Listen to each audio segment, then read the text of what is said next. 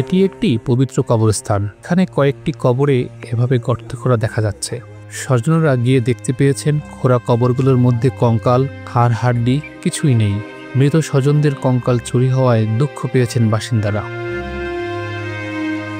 পঞ্চগড় সদর উপজেলার কাগজিয়াপাড়া কবরস্থান থেকে রবিবার রাতেই 5টি কবর থেকে চুরি করা হয়েছে কঙ্কাল। সোমবার 2 জুন সকালে খননে জানাজানি হয়। আমি আর আমার ছোট ভাই আমার আব্বার কবর এখানে সামনে, আমরা প্রতিদিন সকালে আমরা কবর জিয়ারত করতে আসি। আজকে আমার ছোট ভাই উনি আগে আসে দেখে এই অবস্থা, মানে কবর 5টা কবর খোঁড়া। তখন উনি আমাকে ফোন দেয়, আমি তখন আসি দেখি এই অবস্থা, তখন আমি সভাপতি সেক্রেটারিকে ফোন দিই, ওরা আসে দেখে। এই যে চুরি, এটা একটা মানুষের সর্বশেষ ঠিকানা তার কবরস্থান, এবং কবরে যখন তাকে রাখা হয় এইটা তার সর্বশেষ পরিচয়। এখান থেকে যদি লাশগুলো চুরি হয়ে যায়, হারা যায়, আমরা কার কাছে চলবো বা তারা কার কাছে বলবো? আমার বাবার লাশ আছে, আমার ভাতিজার আছে, এখান থেকে আবারও পাশাপাশি আরো 5টা কবর তুলছে, পাশাপাশি 7টা কবর তুলছে, লাশ 5টা নিয়ে গেছে, কঙ্কাল সহ নিয়ে গেছে।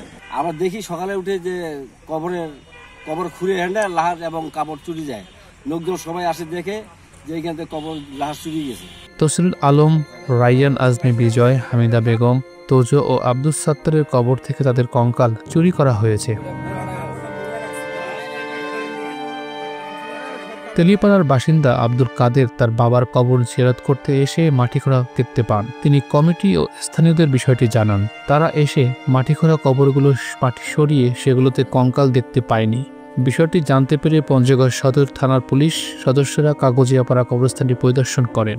আমাকে আমাদের পঞ্চগড় সদর থানার ডিউটি অফিসার ফোনের মাধ্যমে জানান এবং আমি এক ব্যক্তিকে ফোন করি উল্লেখিত নাম্বারে। ফোন করে পরে এখানে আসলাম, দেখলাম এবং যাদের আত্মীয় স্বজনের কবরের কঙ্কাল উঠে নিয়ে যাওয়া হয়েছে সেগুলো আমরা দেখলাম, ছবি তুললাম এবং তাদের সঙ্গে কথা বলে নাম ঠিকানা নিচ্ছি। আমাদের সিনিয়র স্যারদের জানাবো, ওনারা ব্যবস্থা নেবেন।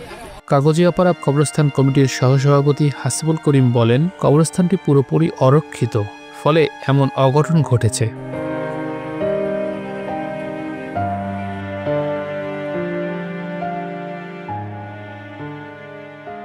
ওয়ালটন আবারও মিলিনিয়ার অফারে ওয়ালটন ফ্রিজ কিনে আপনিও হয়ে যেতে পারেন মিলিয়নিয়ার।